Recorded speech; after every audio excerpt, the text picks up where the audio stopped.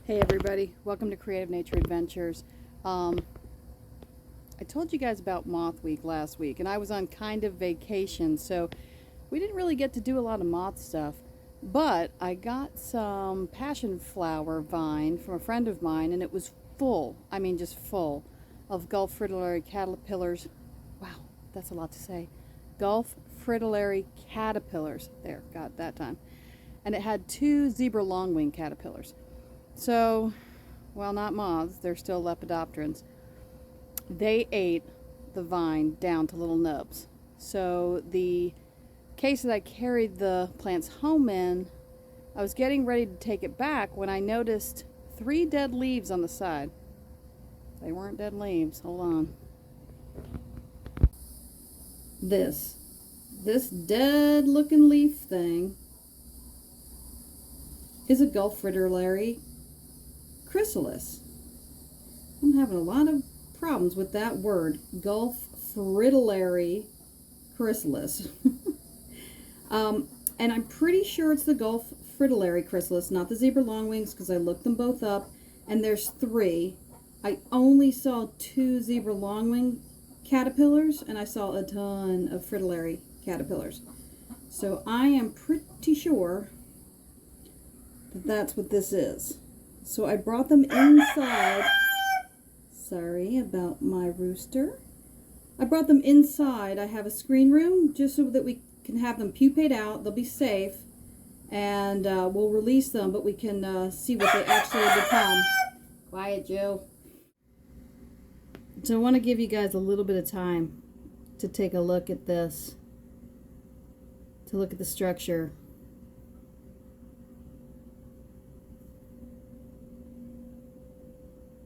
Like I said, these are really, really cool animals.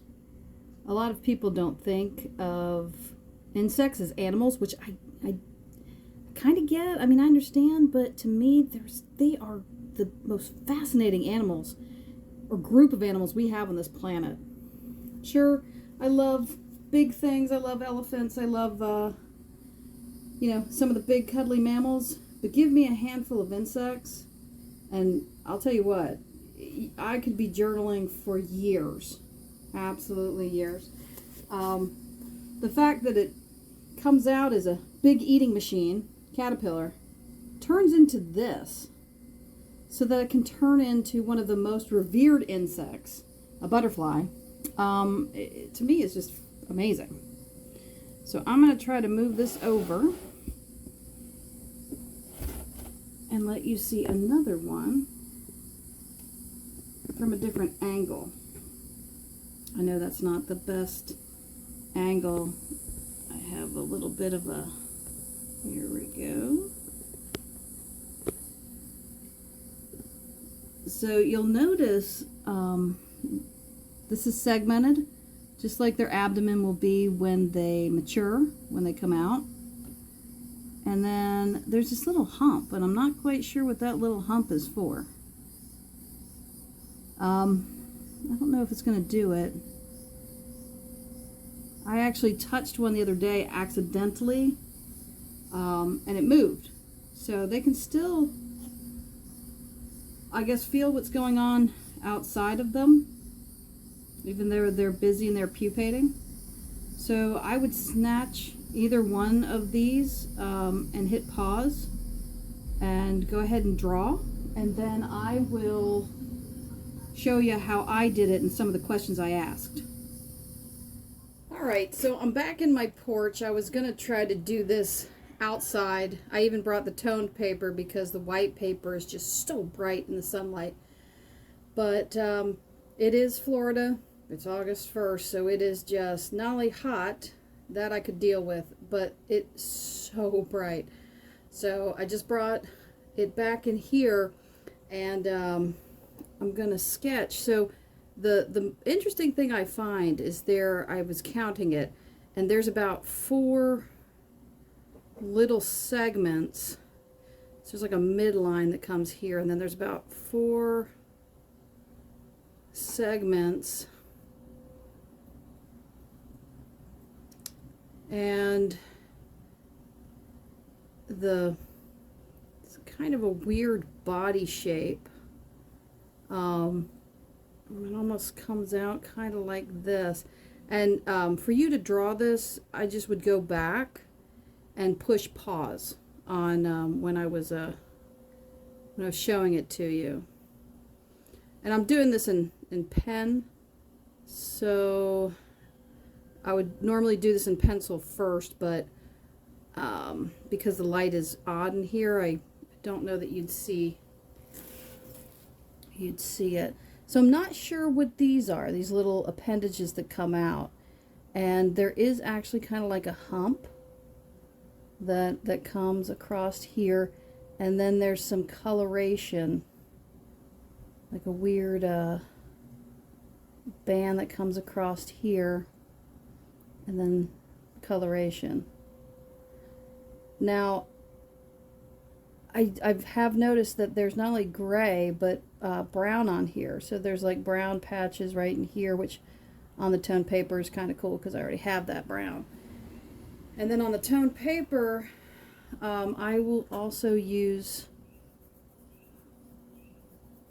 this is a white charcoal pencil. You can also use a white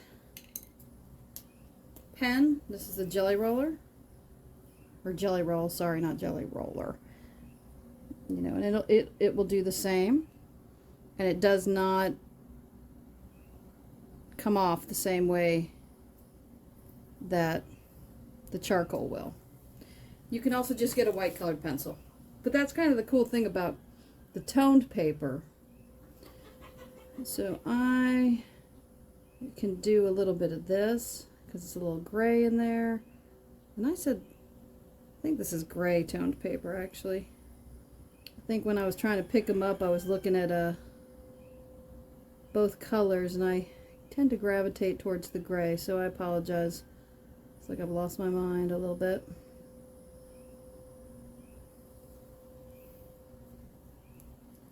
And I'm just going to make a little hint with these hatch marks.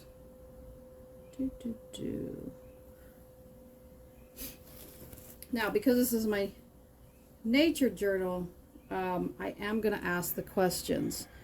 You know, is it supposed to look like a dead leaf? I mean, I think it looks like a dead leaf, but is that part of what it's supposed to, you know, is that part of the mechanism that keeps it safe? The structure is so different. So I raised a lot of monarchs, so different from monarchs.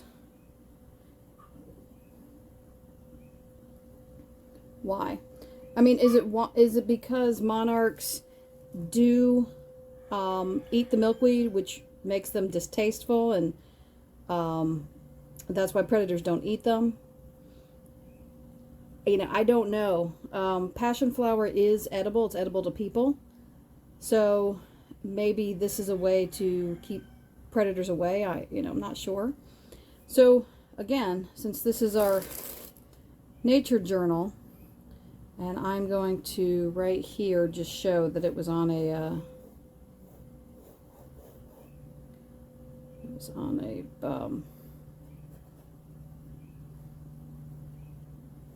I don't even know what I'd call this. It's just a plastic plant carrier.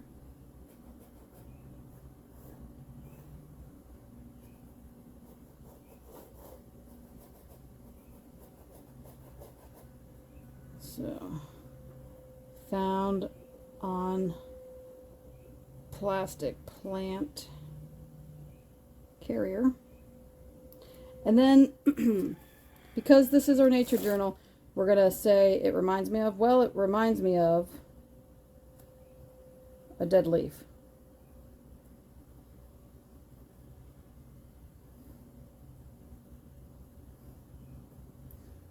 I wonder, and these are things that I've already talked about, you know, I wonder, why is the structure so different? Why the chrysalis I probably spelled that wrong, is so different from monarchs. And I'm not even sure that they're in the same family, fritillaries and monarchs. There's the monarchs, I believe, I think they call them a brushfoot. There's different, obviously families. And then I notice. So I notice on here, these two appendages. What are they for?